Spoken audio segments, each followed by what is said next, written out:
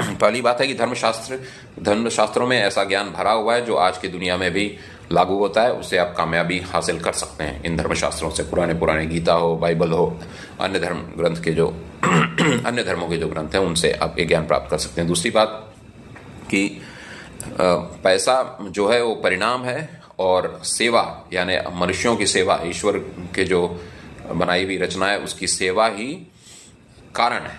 तो आप कारण पर ध्यान दीजिए, आप लोगों को अच्छे अच्छे प्रोडक्ट्स दीजिए, अच्छे अच्छे सर्विस दीजिए, तो आप कारण पर ध्यान दे रहे हैं और परिणाम आपको मिल के रहेगा जो कि धन है।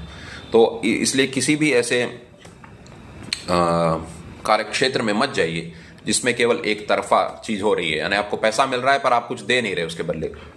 ऐसे क्षेत्र में मत जाइए। जैसे कि जुआ में क्या होता है, आप थोड़ा सा पैसा लगाए, 100 रुपया, अगर आप उससे हजारों लाखों कमा रहे हैं तो आपने कुछ तो किया ही नहीं समाज के लिए।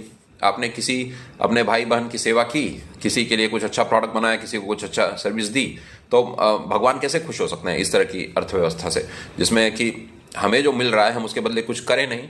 तो ये गड़बड़ बात है, गलत बात है। इसलिए ऐसे क्षेत्र में मत जाइए जिसमें केवल एक तरफा लाभ हो रहा है, एक पार्टी को केवल लाभ हो रहा है। जब आप किसी भी ट्रांजैक्शन में जाएं या कॉन्ट्रैक्ट में जाएं या कोई भी काम करें तो उसमें देखें कि दूसरे का भला कैसे हो रहा है। दूसरे का भला होगा तो आपको भी भला होगा, और ईश्वर की अर्थव्यवस्था में यही चीज काम करती है, आपको सफल एक फाउंडेशन देगी, यानी बुनियाद बहुत ही आपकी मजबूत हो जाएगी उससे।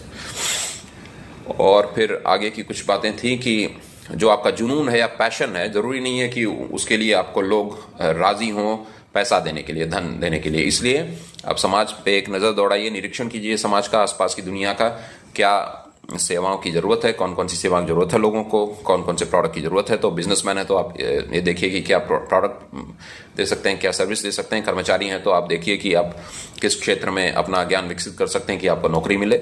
और अगर आप पहले से ही नौकरी पर हैं तो ये देखिए कि क्या बदलाव आ गए हैं आपके क्षेत्र में, क्या क्या आपको नए नए गुण विकसित करने हैं, नया नया मानसिक रवैया विकसित करना है, नया नया ज्ञान प्राप्त करना है अपने क्षेत्र का।